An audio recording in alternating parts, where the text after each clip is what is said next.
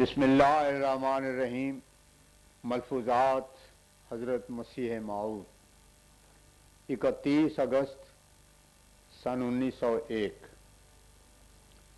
فرمایا دو شخص بحث کرتے ہیں، ایک نظیر پیش کرتا ہے اور دوسرا کوئی نظیر پیش نہیں کرتا، تو بتاؤ کس کا حق ہے کہ اس کی بات مان لی جاوے؟ یہی کہنا پڑے گا کہ ماننے کے قابل اسی کی بات ہے جو دلائل کے علاوہ اپنی بات کے ثبوت میں نظیر بھی پیش کرتا ہے۔ اب ہم تو ایلیا کا فیصلہ شدہ مقدمہ جو خود مسیح نے اپنے ہاتھ سے کیا ہے بطور نظیر پیش کرتے ہیں۔ یہ اگر اپنے دعوے میں سچے ہیں تو دو چار ایسے شخصوں کے نام لے دیں جن کی آسمان سے اترنے کی نظیریں موجود ہیں۔ سچ کے حق میں کوئی نہ کوئی نظیر ضرور ہوتی ہے۔ اس مقدمہ میں تنقید طلب امر یہی ہے کہ جب کسی کے دوبارہ آنے کا وعدہ ہو تو کیا اس سے اس شخص کا پھر آنا مراد ہوتا ہے یا اس کا مفہوم کچھ اور ہوتا ہے، اور اس کی آمد ثانی سے یہ مراد ہوتی ہے کہ کوئی اس کا مسیح آئے گا۔ اگر اس تنقید طلب امر میں ان کا دعویٰ سچا ہے کہ وہ شخص خود ہی آتا ہے تو پھر حضرت عیسیٰ پر جو الزام عائد ہوتا ہے اسے دور کر کے دکھائیں۔ اول یہ ان کا فیصلہ فراست صحیحہ سے نہیں ہوا، اور دوسرے معاذ اللہ وہ جھوٹے نبی ہیں، کیونکہ ایلیا تو آسمان سے آیا ہی نہیں، وہ کہاں سے آ گئے؟ اس صورت میں فیصلہ یہودیوں کے حق میں صادر ہوگا۔ اس کا جواب ہمارے مخالف مسلمان ہم کو ذرا دے کر تو دکھائیں۔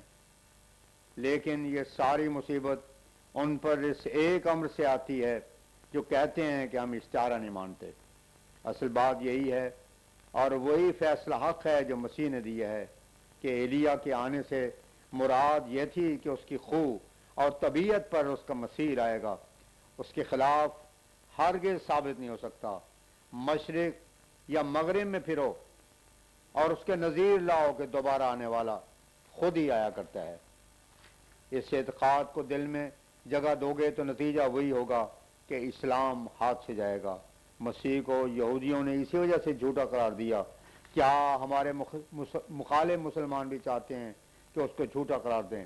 پھر ایک اور اعتراض اسی قصہ کی بدولت پیدا ہوتا ہے، اور وہ یہ ہے کہ اگر مسیح مردوں کو زندہ کرتے تھے یا وہ قدرتیں اور طاقتیں ان میں موجود تھیں جو ان کی طرف منسوب کی جاتی ہیں، تو پھر کیا وجہ ہوئی کہ انہوں نے ایلیا کو زندہ نہ کر لیا یا آسمان سے یہ اختیار خود نہ اتار لیا؟ میرے مقدمہ کے فیصلے سے پہلے میرے مخالفوں کو ضرور ہے کہ وہ اس قضیہ کو صاف کر لیں جو مسیح کو پیش آیا اور جس کا فیصلہ انہوں نے میرے حق میں کیا ہے۔ بات یہ ہے کہ بہت سی باتیں پیش گوئیوں کے طور پر نبیوں کی معرفت لوگوں کو پہنچتی ہیں، اور جب تک وہ اپنے وقت پر ظاہر نہ ہوں ان کی بابت کوئی یقینی رائے قائم نہیں کی جا سکتی۔ لیکن جب ان کا ظہور ہوتا ہے اور حقیقت کھلتی ہے تو معلوم ہو جاتا ہے کہ اس پیش گوئی کا یہ مفہوم اور منشا تھا، اور جو شخص اس کا مصداق ہو یا جس کے حق میں ہو اس کو اس کا علم دیا جاتا ہے۔ جیسے فقیہ اور فریسی برابر ایلیا کے دوبارہ آنے کا قصہ پڑھتے رہتے تھے اور وہ نہایت شوق کے ساتھ اس کا انتظار کرتے رہے، لیکن اس کی حقیقت اور اصلیت کا علم ان کو اس وقت عطا نہ ہوا جب تک کہ خود آنے والا مسیح جس کے آنے کا وہ نشان تھا نہ آ گیا۔ پس یہ علم مسیح کو ملا اور اس نے آ کر فیصلہ کیا کہ ایلیا کی آمد سے یہ مراد ہے۔ اسی طرح پر حضرت یعقوب علیہ السلام حضرت یوسف علیہ السلام کے فراق میں 40 سال تک روتے رہے۔ آخر جا کر آپ کو خبر ملی تو کہا انی لاجدو ریحا یوسفا، سورہ یوسف آیت 95۔ ورنہ اس سے پہلے آپ کا یہ حال ہوا کہ قرآن شریف میں فرمایا گیا ہے فب یزت عین آہو، سورہ یوسف آیت 85۔ یہاں تک نوبت پہنچی اسی کے متعلق کیا اچھا کہا ہے کسے پرسیر زاں گم کردہ فرزند، کہ اے روشن گوہر پیر خردمند، یہ مصرش بوئے پیران شمیدی، چرا در چائے کنانش نہ دیدی۔ فرمایا یہ بیہودہ باتیں نہیں ہیں، بلکہ جب سے نبوت کا سلسلہ جاری ہوا ہے یہی قانون چلا آیا ہے۔ قبل از وقت ابتلا ضرور آتے ہیں تا کچوں اور پکوں میں امتیاز ہو اور مومنوں اور منافقوں میں بین فرق نمودار ہو۔ اسی لیے خدا تعالیٰ نے فرمایا ہے احسب الناس ان یترکوا ان یقولوا آمنا وہم لا یفتنون، العنکبوت آیت 3۔ یہ لوگ گمان کر بیٹھے ہیں کہ وہ صرف اتنا ہی کہنے پر نجات پا جائیں گے کہ ہم ایمان لائے اور ان کا کوئی امتحان نہ ہو۔ یہ کبھی نہیں ہوتا۔ دنیا میں بھی امتحان اور آزمائش کا سلسلہ موجود ہے۔ جب دنیاوی نظام میں یہ نظیر موجود ہے تو روحانی عالم میں یہ کیوں نہ ہو؟ بغیر امتحان اور آزمائش کے حقیقت نہیں کھلتی۔ آزمائش کے لفظ سے یہ بھی دھوکہ نہ کھانا چاہیے کہ اللہ تعالیٰ کو جو عالم الغیب اور یعلم السر والخفی ہے، امتحان یا آزمائش کی ضرورت ہے، اور بدون امتحان یا آزمائش کے اس کو کچھ معلوم نہیں ہوتا۔ ایسا خیال کرنا نہ صرف غلطی بلکہ کفر کی حد تک پہنچتا ہے، کیونکہ اللہ تعالیٰ کی عظیم الشان صفات کا انکار ہے۔ امتحان یا آزمائش کی اصل غرض یہ ہے کہ تا حقائق مخفیہ کا اظہار ہو جاوے اور شخص زیر امتحان پر اس کی حقیقت ایمان منکشف ہو کر اسے معلوم ہو جاوے کہ وہ کہاں تک اللہ کے صدق کے ساتھ صدق و اخلاص و وفا رکھتا ہے، اور ایسے ہی دوسرے لوگوں کو اس کی خوبیوں پر اطلاع ملے۔ بس یہ خیال باطل ہے۔ اگر کوئی کہے کہ اللہ تعالیٰ جو امتحان کرتا ہے تو اس سے پایا جاتا ہے کہ اس کو علم نہیں، اس کو تو ذرہ ذرہ کا علم ہے۔ لیکن یہ ضروری ہے کہ ایک آدمی کی ایمانی کیفیتوں کے اظہار کے لیے اس پر ابتلا ہویں اور وہ امتحان کی چکی میں پیسا جاوے۔ کسی نے کیا اچھا کہا ہے، ہر بلا کی قوم را حق دادان، زیر آن گنج کرم بنہادان۔ ابتلاؤں اور امتحانوں کا آنا ضروری ہے، بغیر اس کے کشف حقائق نہیں ہوتا۔ یہودی قوم کے لیے یہ ابتلا جو مسیح کی آمد تھا بہت ہی بڑا تھا، اور جب کبھی خدا تعالیٰ کی طرف سے کوئی مامور آتا ہے ضرور ہے کہ وہ ابتلاؤں کو لے کر آوے۔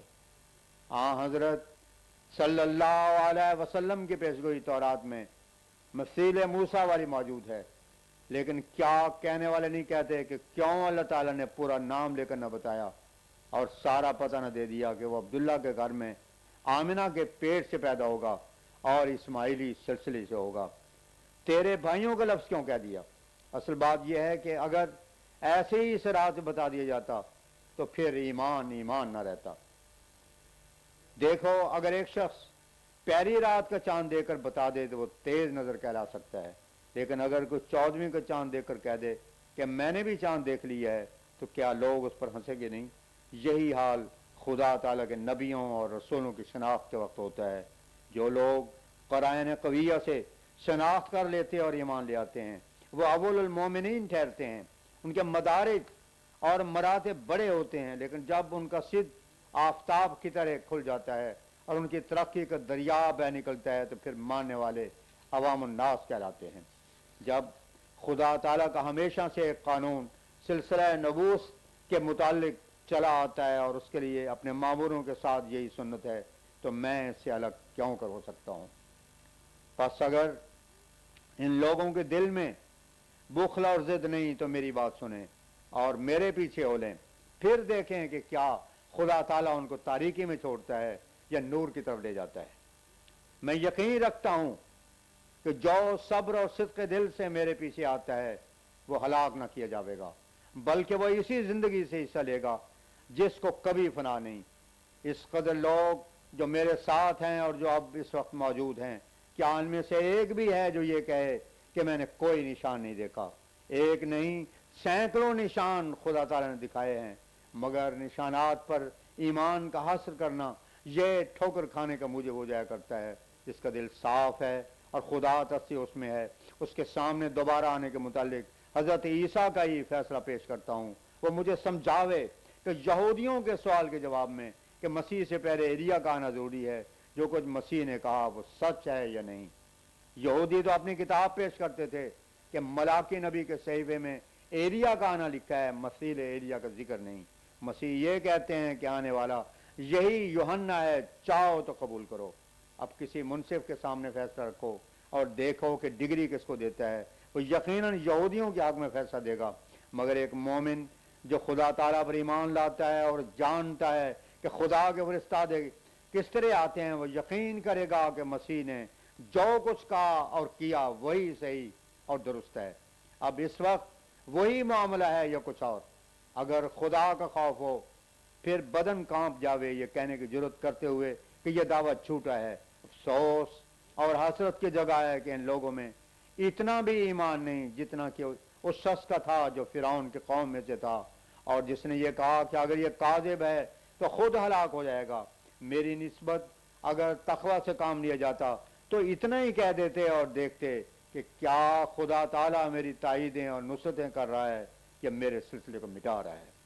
فرمایا میری مخالفت میں ان لوگوں نے قرآن شریف کو بھی چھوڑ دیا ہے۔ میں قرآن شریف پیش کرتا ہوں اور یہ اس کے مقابلے میں احادیث کو پیش کرتے ہیں، مگر یاد رکھنا چاہیے کہ احادیث اس درجے پر نہیں ہیں جو قرآن شریف کا درجہ ہے، اور نہ ہم احادیث کو کلام اللہ کا درجہ سمجھتے ہیں۔ احادیث تیسرے درجے پر ہیں، اور بالاتفاق معنوی بات یہ ہے کہ وہ ظن کے لیے مفید ہیں۔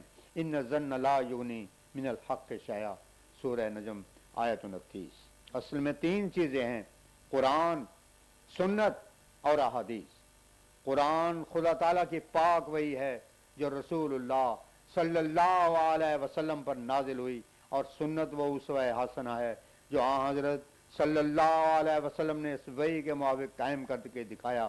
قرآن اور سنت یہ دونوں رسول اللہ صلی اللہ علیہ وسلم کے کام تھے کہ ان کو پہنچا دیا جاوے، اور یہی وجہ ہے کہ جب تک احادیث جمع نہیں ہوئی تھیں اس وقت تک شاعر اسلام کی بجاوری برابر ہوتی رہی ہے۔ اب دھوکہ یہ لگا ہے کہ یہ لوگ احادیث کو اور سنت کو ایک کر دیتے ہیں، حالانکہ یہ ایک چیز نہیں ہے۔ پس احادیث کو جب تک قرآن اور سنت کے معیار پر رکھ نہ لیں ہم کسی درجے پر رکھ نہیں سکتے، لیکن یہ ہمارا مذہب ہے کہ ادنا سے ادنا حدیث بھی جو اصول حدیث کے روح سے کیسے ہی کمزور اور ضعیف ہو لیکن قرآن یا سنت کے خلاف نہیں تو واجب العمل ہے۔ مگر ہمارے مخالف یہ کہتے ہیں کہ نہیں، محدثین کے اصول تنقید کی روح سے جو صحیح ثابت ہو وہ خود قرآن اور سنت کی کیسے ہی مخالف ہو اس کو مان لینا چاہیے۔ اب عقل مند غور کریں اور خدا کا خوف دل میں رکھ کر فکر کریں کہ حق کس کے ساتھ ہے، ان کے یا میرے۔ میں خدا کے کلام اور اس کے پاک رسول کے عمل کو مقدم کرتا ہوں، اور یہ ان لوگوں کی باتوں اور خیالی اصولوں کو مقدم کرتے ہیں جنہوں نے کوئی دعویٰ نہیں کیا کہ یہ اصول تنقید حدیث کے ہم نے خدا کے وحی اور الہام سے قائم کیے ہیں۔ اگر یہی بات ہے کہ حدیث کے لیے قرآن اور سنت کے علاوہ کوئی اور معیار ہے جو محض اپنی دانش اور عقل سے قائم کیا گیا ہے، تو پھر میں پوچھتا ہوں کہ کیا وجہ ہے کہ سنیوں کی پیش کردہ حدیث یا شیعوں کی پیش کردہ حدیث صحیح نہ مانی جاویں؟ کیوں ایک فریق دوسرے کو رد کرتا ہے؟ اس کے جواب ہمیں کوئی کچھ نہیں دیتا۔ ان ساری باتوں سے بڑھ کر ایک اور بات ہے کہ مولوی محمد حسین صاحب نے اپنے رسالہ اشاعت و سنہ میں یہ اقرار کیا ہے کہ ہر ایک جو لوگ ہوتے ہیں وہ حدیث کی صحت کے لیے محدثین کے اصول تنقید حدیث کے پابند نہیں ہوتے، بلکہ وہ بعض اوقات ایک صحیح حدیث کو ضعیف ٹھہرا سکتے ہیں یا ضعیف کو صحیح، کیونکہ وہ براہ راست اللہ تعالیٰ یا رسول اللہ صلی اللہ علیہ وسلم سے اطلاع پاتے ہیں۔ جب یہ بات ہے تو پھر مسیح موعود جو حکم ہو کر آئے گا، کیا اس کو یہ حق نہ ہوگا کہ وہ احادیث کی صحت اس طریق پر کر سکے؟ کیا وہ خدا تعالیٰ سے فیض نہ پا سکے گا؟ یہاں حضرت صلی اللہ علیہ وسلم کے فیض سے معروم ہوگا؟ اگر اس کو یہ مقدرت نہ ہوگی تو پھر بتاؤ کہ ایسا حکم کس کام کا اور مصرف کا ہوگا؟ اس لیے احادیث کو یہ لوگ جب مختلط کرنے لگیں تو اس امر کو کبھی نہیں بھولنا چاہیے کہ قرآن اور سنت سے اس کو الگ کر لیا جاوے۔ ہمارے ضلع میں حافظ ہدایت علی صاحب ایک عہدیدار تھے، مجھے اکثر ان سے ملنے کا اتفاق ہوتا تھا۔ ایک بار انہوں نے کہا کہ میں ان کتابوں کو جن میں مسیح اور مہدی کے آنے کا ذکر ہے دیکھ رہا تھا، ان میں ہزاروں نشانیاں قائم کر رکھی ہیں، کیونکہ یہ ساری نشانیاں تو پورے ہونے سے رہیں، اس لیے مجھے اندیشہ ہے کہ اس وقت جھگڑا ہی پڑے گا۔ یہ لوگ اس وقت ماننے سے رہے جب تک وہ سارے نشان پورے نہ ہو لیں، اور وہ نشان یک دفعہ پورے ہونے سے رہے۔ حقیقت میں ان کی فراست صحیح نکلی، اس وقت وہی ہوا، انکار ہی کیا گیا۔ فرمایا اصل بات یہ ہے جس کو میں نے بارہا بیان کیا ہے کہ پیشگوئیوں کا بہت بڑا حصہ مجازات اور استعارات کا ہوتا ہے، اور کچھ حصہ ظاہری رنگ میں بھی پورا ہو جاتا ہے۔ یہی ہمیشہ سے قانون چلا آیا ہے، اس سے تو ہم انکار نہیں کر سکتے، خواہ کوئی مانے یا نہ مانے۔ اگر ساری حدیثیں پوری ہونی ہیں، یعنی جو سنیوں کی ہیں وہ بھی اور جو شیعوں کی ہیں وہ بھی، علی حاضر القیاس تمام فرقوں کی، تو یقیناً یاد رکھو کہ پھر نہ کبھی مسیح آئے گا اور نہ مادی۔ دیکھو میری ضرورت سے زیادہ تو آن حضرت صلی اللہ علیہ وسلم کی ضرورت تھی جب آپ تشریف لائے۔ اب بتاؤ کہ کیا اس وقت سب نے آپ کو تسلیم کر لیا، اور کیا وہ سارے نشانات جو تورات یا انجیل میں آپ کے لیے رکھے گئے تھے پورے ہو گئے تھے؟ خدا کے واسطے سوچو، جواب دو۔ اگر وہ ساری روایتیں جو ان میں چلی آتی تھیں اور وہ ساری نشانیاں جو ان کی کتابوں میں پائی جاتی تھی پوری ہو گئی تھیں، پھر یہودیوں کو کیا ہو گیا تھا جو انہوں نے انکار کر دیا؟ کبھی ساری نشانیاں پوری نہیں ہوتی، کیونکہ ایسی بہت سی ہوتی ہیں جو خود تجویز کر لی جاتی ہیں، اور بہت سی ایسی ہوتی ہیں جو کچھ اور مطلب اور مفہوم رکھتی ہیں۔